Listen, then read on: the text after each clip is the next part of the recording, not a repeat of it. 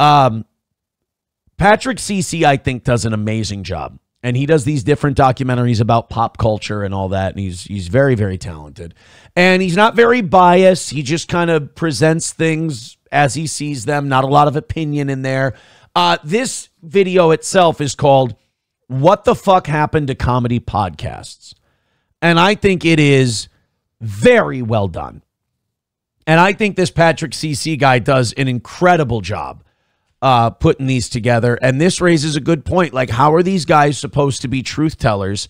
How are these guys supposed to be the new it guys if they're just connected to the Trump administration? You've become the establishment you were against. Yeah. Now he does Andrew Schultz, Theo Vaughn, Tim Dillon, and the Bad Friends podcast. We'll just focus on the Rogan part just for time. But go watch this. It's Patrick Cece on YouTube, and he has a lot of good stuff like this. Comedy podcasts used to be a place to laugh, hear silly stories. Comedy podcasts used to be a place to laugh, hear silly stories, and forget about the news for a while. But now, many of them sound more like political talk shows with jokes sprinkled in. And during the 2024 campaign trail, they benefited from this immensely. We saw countless comedians interviewing politicians. This will still never not look weird to me. Oh, yeah, no. Theo Vaughn sitting opposite. Yeah, no. By the way, it's like Meet Joe Dirt's kid. Yeah. How awesome is it, though, that Barron Trump basically outmaneuvered and manipulated all these podcast guys? Because even Donald says this whole podcast tour thing was Barron's idea. So Barron used all these dipshit. Barron's going to be president someday. Barron used all these fucking guys to get his dad elected president, and then basically godfathered the thing where he's like, now you owe us a favor. And that favor is you're not going to rock the boat on Epstein. You're not going to rock the boat on any of the shit we do. You're going to put Mike Baker from the CIA on your show, and you're going to let him spout horse shit. And you're just going to do that. And we're going to call on you when we need a favor. Like they called and said, we want Joe Rogan to have our people on to talk about this Epstein thing. And we want Joe Rogan to kind of calm MAGA down. And like they want to use Rogan as like their mouthpiece now.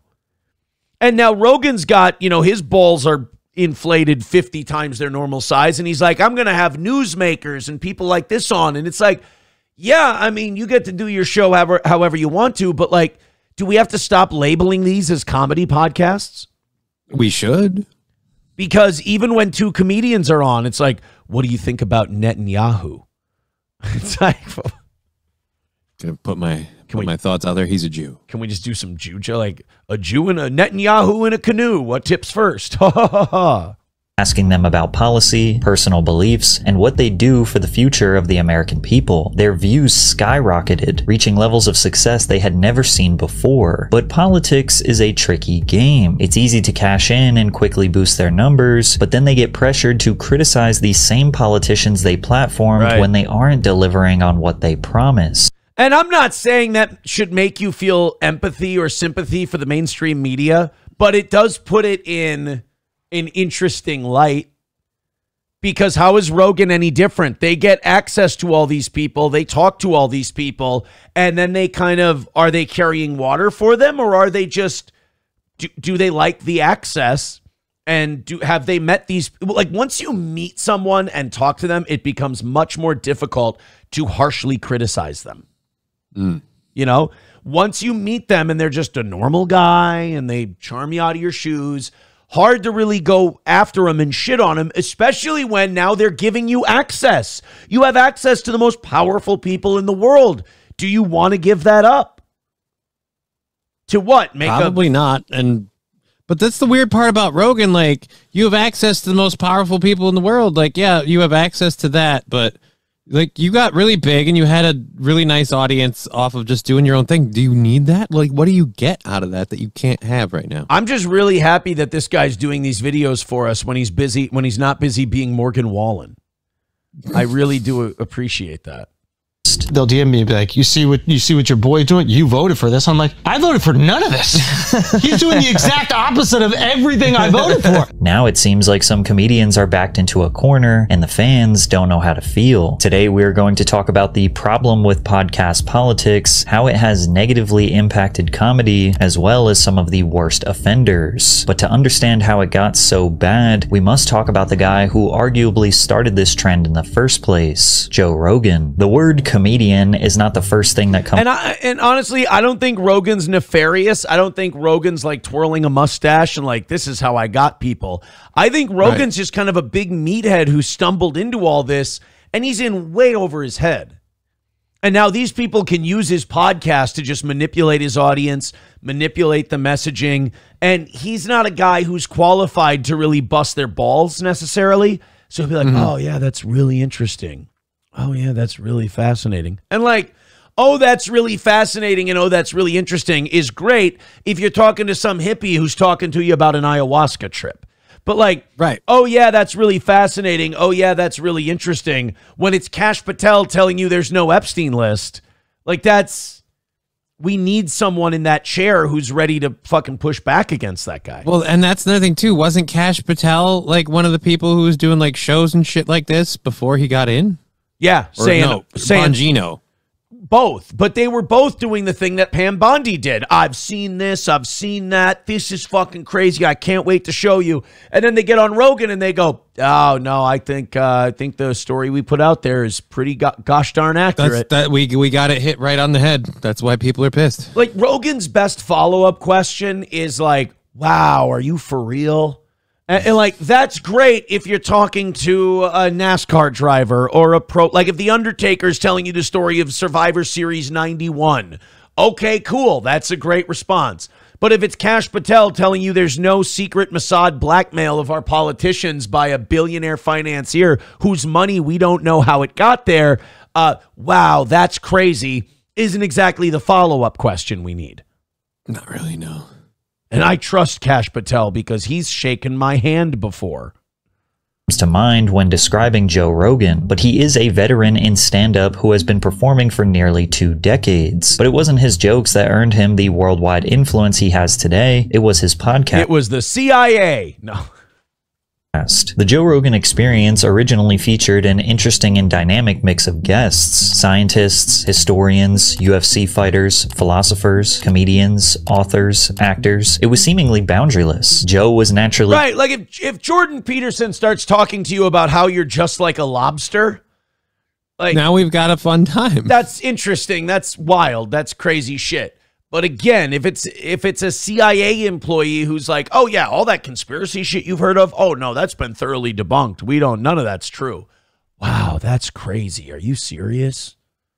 Curious, and he let the conversations flow for hours without any structure or forced topics. One episode could be 3 hours of absurd stories and inside jokes. The next could be a deep dive into the mysteries of space or the limits of human performance. And yeah, sometimes politics got brought up. Rogan identified himself as a left-leaning centrist in the 2010s. Yeah, I think socially I lean more left in terms of like welfare and things along those lines. And, you know, obviously this protected status is driving me crazy. This thing that Trump's doing with children that were born in this country or born in other countries and then brought over here as children, and then they're talking about deporting them. That drives me. Right? Yeah, that's that kind of shit. And the hard right version of that is despicable. These people that I see online. But then you have to give amnesty to their parents who are here illegally. So we can't really enforce any immigration laws, because what's to stop you then from just bringing your kid with you? And now, oh, well, we feel bad for the kid. There's a saying, the family that's deported together stays together. I like that policy. I mean, harsh but true. Yeah, you can't, it becomes that, where do you cross the line? Like, oh, well, we can't do this to the kids. That's despicable. Fine, then we'll send their parents back. They can stay here. You're breaking up a family. That's despicable. All right, so then what about grandma and grandpa? Do we get to tell them to fuck off, or do we got to import them too? Like how far down the tree do we go? It's great for the anti-enforcing immigration laws side, because they can say, well, we're not for amnesty, but then just say no to everything that's not amnesty. Right. Until that's de facto our last choice left. Why didn't they apply for citizenship? Oh, who knows? Maybe because they're 13. He even once said he would never have a politician on his show because he understood they'd never be as authentic as his buddies. I've had requests from all of them. Really? Oh yeah, Biden, Warren. How do you resist that? Because I have my friends. I'd rather talk to my friends. Yeah, I know. But everything. By the way, great choice of a guest for that clip by Patrick CC. They would never let Jimmy Dore get that big because Jimmy Dore's out of his fucking mind. In a good way. I love Jimmy Dore. Like, Jimmy Dore is one of those guys where he'll have Trump on and he'll scream at him for 2 hours. Jimmy's a fucking psycho. Rogan, he's chill, man. Changed during the 2020 pandemic. As the entire world was asking deep and complicated questions about this worldwide issue, Rogan's podcast was a daily listen for millions of people trying to make sense of the chaos. From there, his go-to topics started shifting, less about DMT trips or primates, and more about lockdowns, mandates, vaccines, and government overreach. He more frequently hosted doctors, scientists, and journalists whose takes often clashed with the mainstream narrative. By episode 1520 of JRE, Joe was completely on board with leaving Los Angeles and moving to Austin, Texas. You know, I just kind of came to me now. We always talk about lefties who were broken by COVID. We never talk about centrists or righties who were kind of broken by COVID. Because think about what Rogan's podcast was and a lot of his friends' podcasts were before COVID. And then when they just went hard in on the COVID stuff, they never really fully regulated back to where they were. They just kind of pushed forward with more politics. Well, saying Rogan's case, it didn't help that the COVID pandemic helped push him because people had time to watch his show. And then on top of that, he was against not against the vaccine, but he was going against the grain with all of that. So the mainstream media kind of pushed on him even harder. So, I mean, they kind of drove him out more than just then he got broken by it. And also, yeah, when you get attacked like that, when you get manipulated the way he was, it does create resentment. But again, it goes back to, okay, so was Joe Rogan in many ways broken by COVID? Or did his show just evolve because of it? I don't know. Believing that LA was a powder keg ready to explode and everyone should escape while they still can. When are you moving to Texas? At the end of the month. Whoa. Yeah, I'm out of here. This place is going to blow up. This place is going to sink.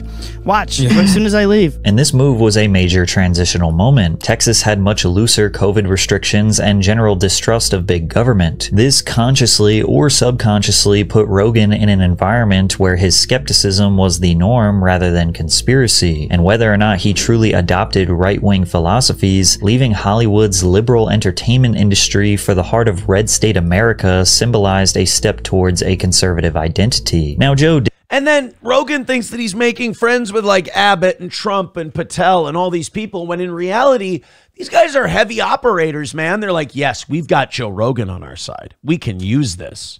Like I said, you're every bit the puppet that the establishment you were fighting was before. Like, you've become the establishment you fought.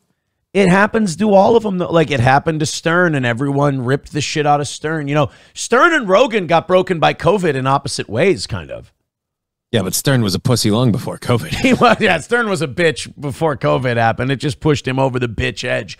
But, I mean, Rogan didn't come out of it this free, independent voice for the people or anything. Rogan just became a guy who was being controlled and cajoled and manipulated by just a different group of people.